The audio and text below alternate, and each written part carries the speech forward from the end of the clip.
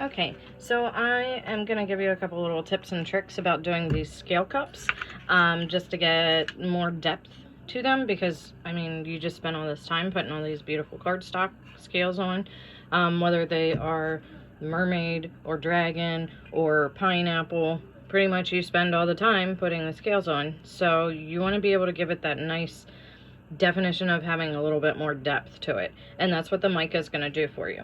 So at this point, what I'm going to do with this guy is I am going to spray paint in black, and what that's going to do is we are going to add like a color shifter to it then, once the black spray paint is on my scales. Now, to figure out what the best one is to use for you, I take a piece of black vinyl. I have quite a collection of color shifting micas and things that look really cool in a variety of different ways. One of the ones that I use all the time on my pineapple ones is this Parrot Bay. Pretty much what you do is it is like it's a color shift green, gold, orange almost, and it really just makes my pineapple tumblers look a little bit more realistic. If you wanted to do that on like a dragon scale cup, you could, and it would just, like, I'm just trying to show you how I do my testing to see what it's going to look like on the spray paint. So the Parrot Bay would look good on like a dragon scale cup, or it works on pineapples. What I'm looking for is like a mermaidy color. I have Spellbound, I have Celestial, I have Child's Play, and I have Terella. Some of these are from some of these are from Solar Color Dust, and then some are from, I think, Mania. So pretty much what I'm going to do is try and figure out which one is going to be my best mermaid color. So I'm just going to tap this one on. I like it. It's a purpley, bluish color as far as the shift goes when it's on black. It's this guy right there. It's creating that little bluish, pinkish. Because the mermaid, I'm trying to go more for the blue-green. I'm trying this one out because it kind of is like one of those interference ones.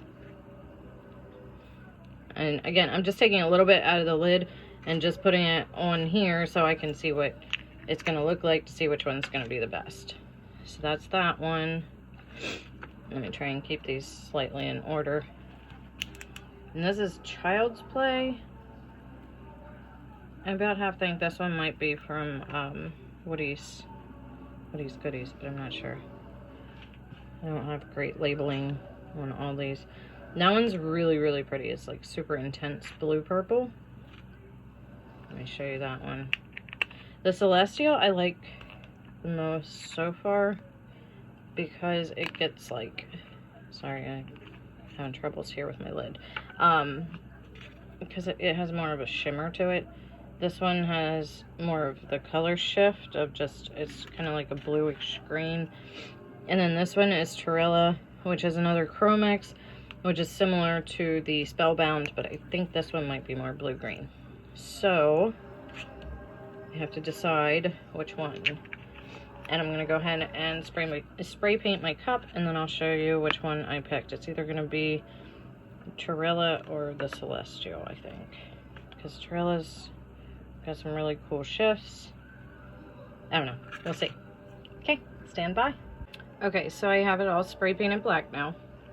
And you have two options at this point. You either apply your chromashifts or mica powder, whatever you're working with. You either apply it to the tacky spray paint, or you use tack it once the spray paint is dry. Same effect. You pretty much just sprinkle it on. Now this is too wet because it's shiny. But you want it to be tacky. This area is not tacky, so I'm going to end up having to do the tack it method on this, which is totally fine. And it's just going to give it more of a color shift. And when I use my Parrot Bay, I use that in my epoxy. Like, I mix it into my epoxy, and then it kind of sinks into the different crevices and stuff of the pineapple tumbler. So There's two different ways that you can do the mica. Like, I could epoxy this guy right now and add the mica into my epoxy, but I find that I like the results better of me putting it on dry and then epoxying. So I'll show you how it turns out.